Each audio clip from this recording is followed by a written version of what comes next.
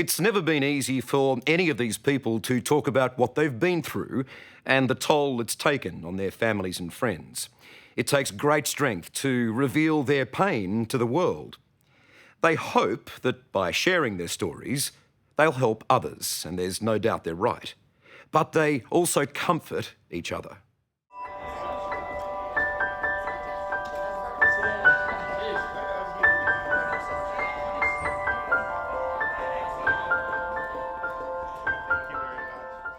I think something that our audience would be surprised to know is that behind the scenes you do help each other out. Not that you've got a formal network, but you do have a network of support. Kathy and I go way back, don't we? Tell me about that, and how you support each other in your foundations. I don't know, but you said... I came and watched Sharia, and of course I was blown away because, like for everybody in the room, she was so inspirational to see her get up and talk about her journey and what she'd been through. It gave me something as well. You know, you've got up and you've done something that people can be proud of, and that you're trying to make a difference and give back some way, in some way or other. So we met that way, and we've been friends ever since, and it's just lovely. Came down south for a cup of coffee. Yeah. We chinwag. You know, we don't see each other often, but it's just nice to know that there's something there that we've got that's in common. It's an unbreakable bond. Yeah. We share that's something true. similar. I guess all of us here have that in common, don't we? Yeah. I was going to say, we're proof that it's not money that can make a difference, it's the will. And we all have a passion to get up each day and say, what happened in our circumstance, we can influence people. And that's what we're trying to do. We need people, the decision makers, to listen to us and say, wow, that wasn't right. And if we tweak this and change this and make this change, we'll get it right. It's good old-fashioned people power, and it can have influence. But most of this is just common sense. Yeah. But there's not a lot of common sense in the government, in the systems.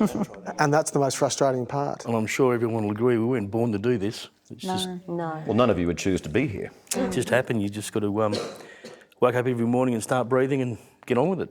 That's all you can do. Are there questions that not that I want to give my job up, but are there questions you have of each other, I wonder, about what you've been through, or where you find strength, or how do you learn from each other's experiences, I guess?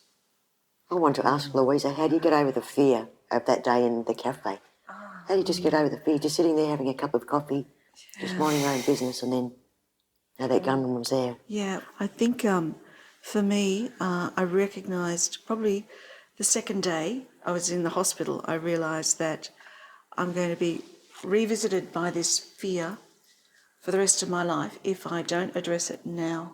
Like you must lock your doors all the time. I mean, if I'm home by myself, every door's locked, every window's locked. I don't, that's... Yeah. And I didn't go through what Daniel had to go through. Yes. I've haven't been through what you had to go through that day and what the fear would be.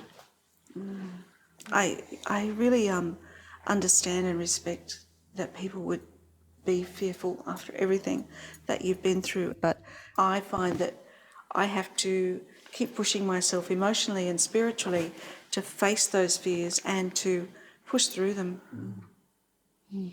When you get to the down days where there is the trough, which is inevitable, as you've all spoken about, how long does it take to push out of that, and what do you do? How do you get out of that? I deliberately practice gratitude.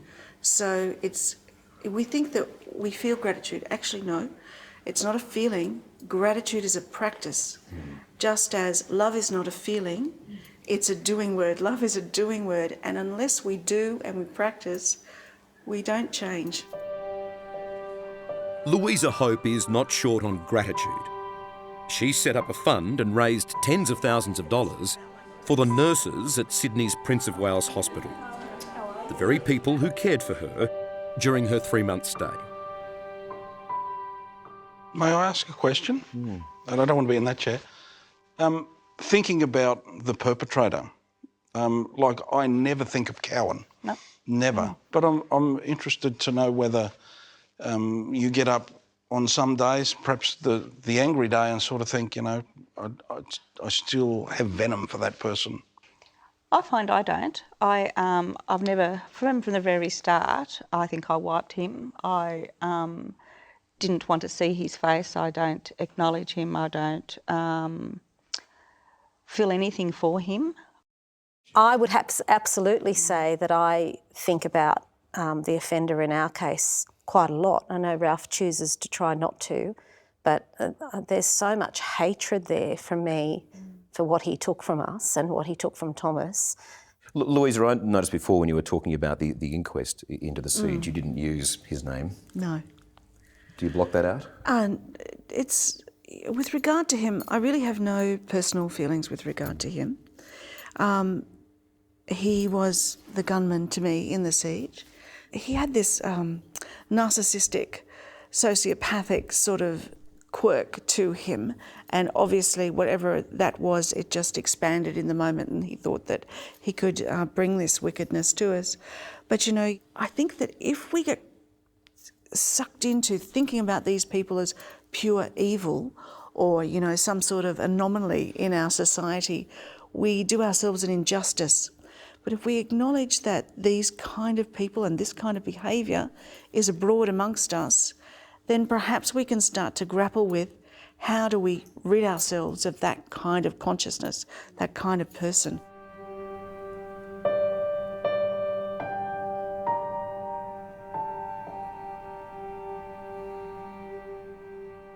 It's sort of like sooner or later there's got to be closure.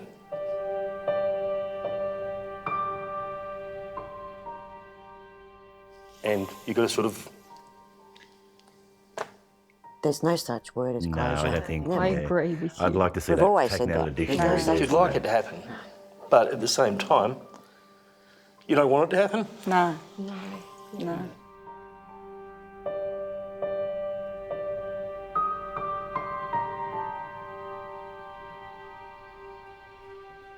I was always frightened that I'd forget Sarah.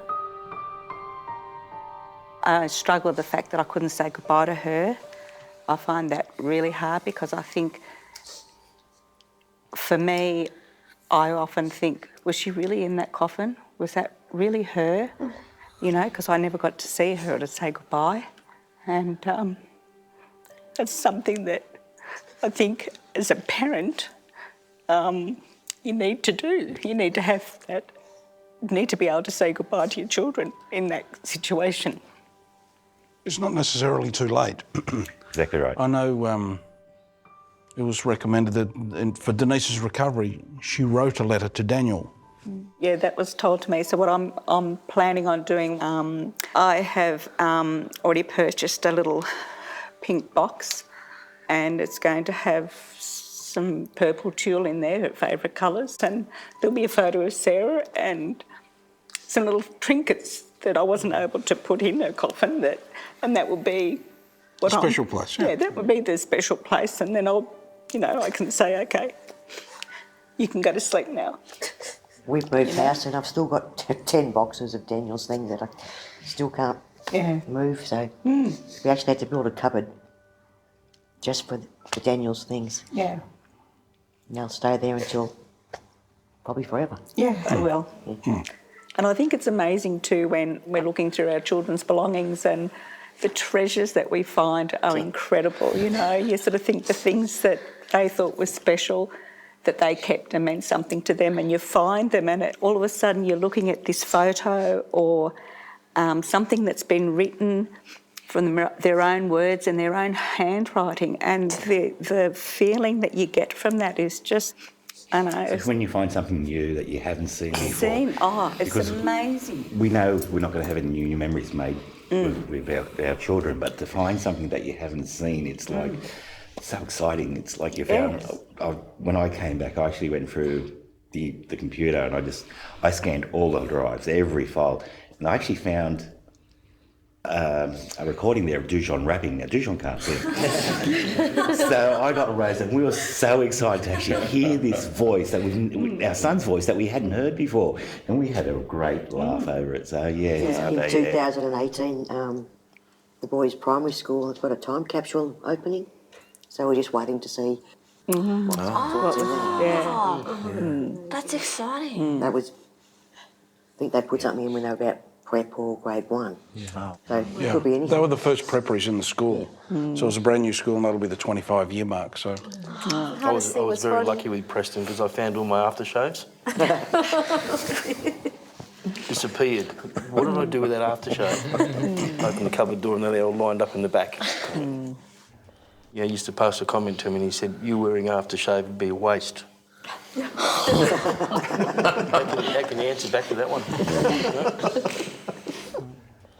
Kathy, you've been through a house move, so you're experiencing that same thing of Thomas's. Yeah, I actually was really putting off going into Thomas's room to take everything out. But even just throwing out all his underpants and all his socks sorry.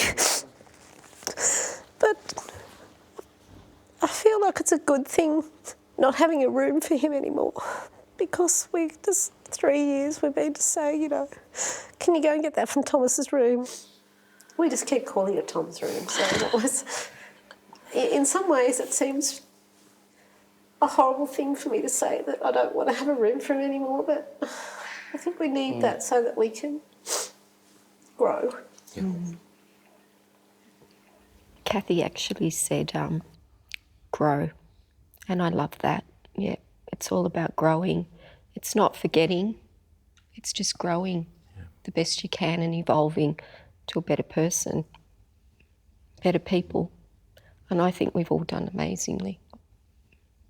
Yeah. Absolutely agree with that. Yeah. You have. And you each keep a legacy alive in the work that you do.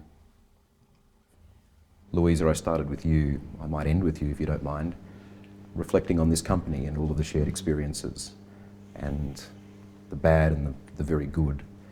What are your thoughts?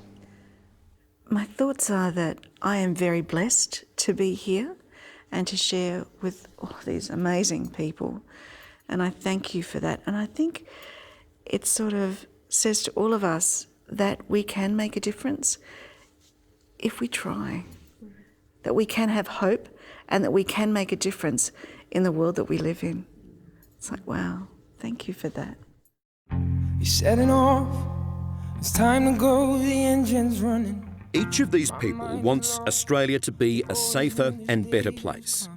Now it's more. They use fame they never sought to be experts in subjects they had little interest in. We live through scars this time. They've raised money and changed laws to protect the most vulnerable in our society.